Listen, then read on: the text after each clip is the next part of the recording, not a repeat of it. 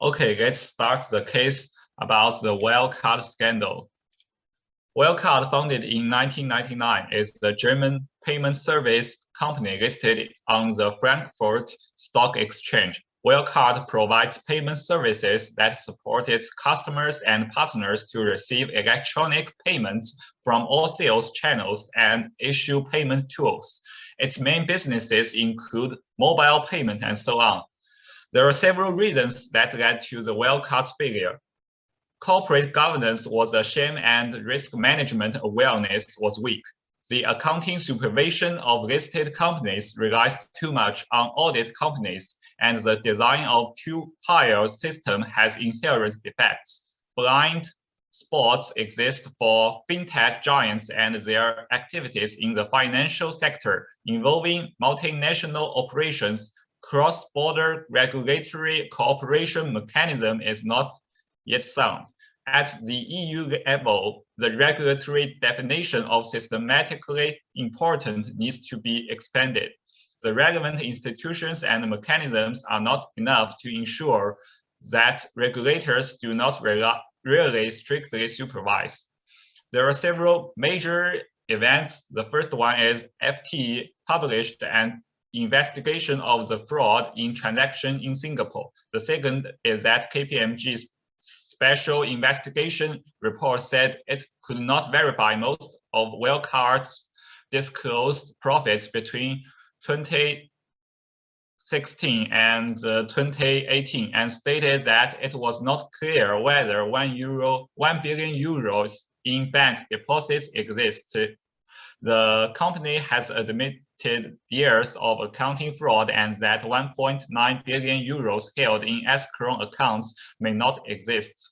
When the first event happened, the stock price fell down and the trading volume was also very large. Because it's just a doubt about whether the cash flow existed, the stock price fluctuated and returned to previous level after several days.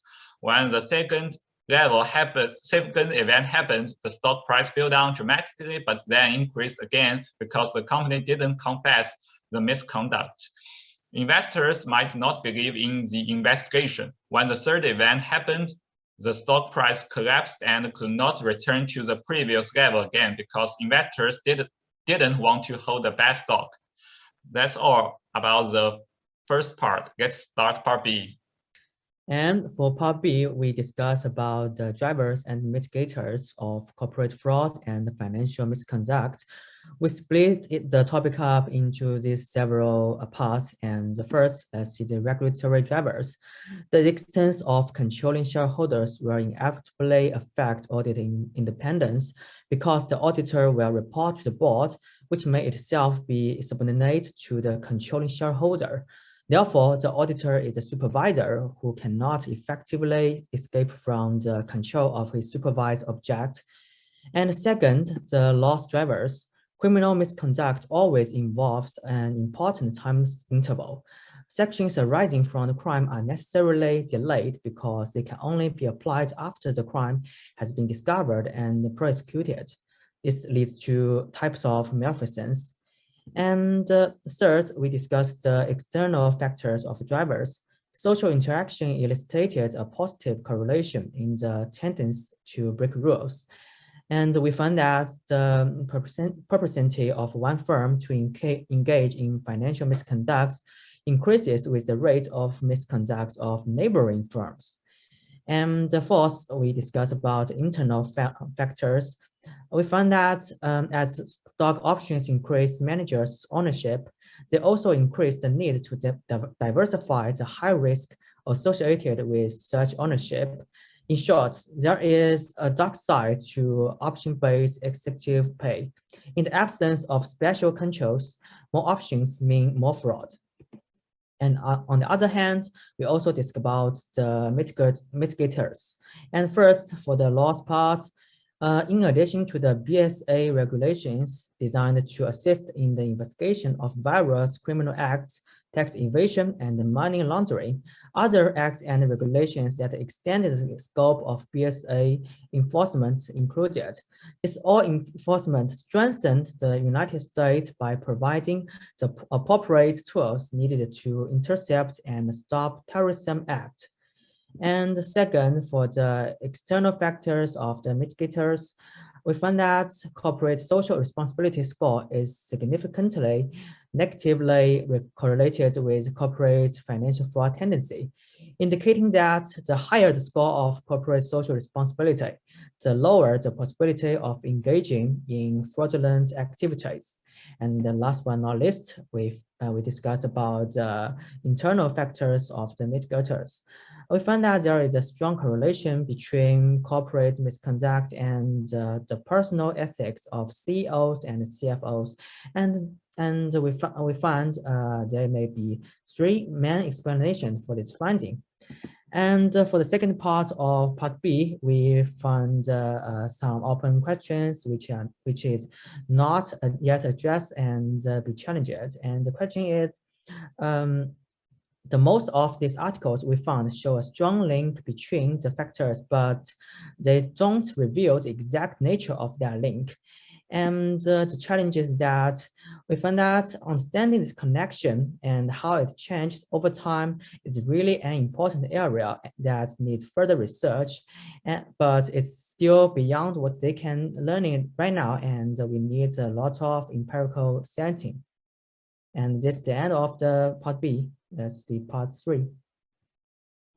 Now let's talk about the different groups of stakeholders and their functions in the wirecard scandals. You can see the first part, it is a list of 7 different groups of stakeholders and their governance mechanisms in the wirecard scandals. You can see in details in this table. Then we talk about details about the stakeholders analysis. The first one is EY. EY as an independent auditor is aimed to find financial problems from external aspects. EY failed for more than 3 years to request crucial account information from Singapore. They confirmed it through scanned documents and screened shots provided by the third-party trustee and wirecard. This is the core of the auditor failure. The second one is media. Media monitor plays an important role in corporate governance at alarm. The German media has reported very little on wirecard, showing lack of local public monitor. This is the reason why both investors and the institutions didn't pay too much attention to the wirecard issue until the scandal broke. The third one is BaFin. As Germany's financial regulator can be considered as the last line of defense against financial fraud. But in the face of internal reporting and coverage of wirecard fraud, BaFin didn't initiate a deep investigation of wirecard, but instead fired a lawsuit against the Financial Times and its journalists. Then in the third part, we discuss about the corporate government's suggestions. The first one is from the government's perspective. We adjust that the authorities should impose higher requirements on the management structure of companies, and the external regulators should have higher authority, and the government should give more incentives to conduct due diligence and protect the independence of auditors. And from the corporate internal perspective, the wirecard has only 3 supervisors. But in Germany, the average size of supervisory board is about 12 and 13 members, while 3 and 21 are the lower and upper limits. The company's supervisor board should play the role of supervising and the company's investments and daily operations, while establishing independent directors and auditor committee. Considering agency problems, a separation of power and responsibilities between management groups is needed.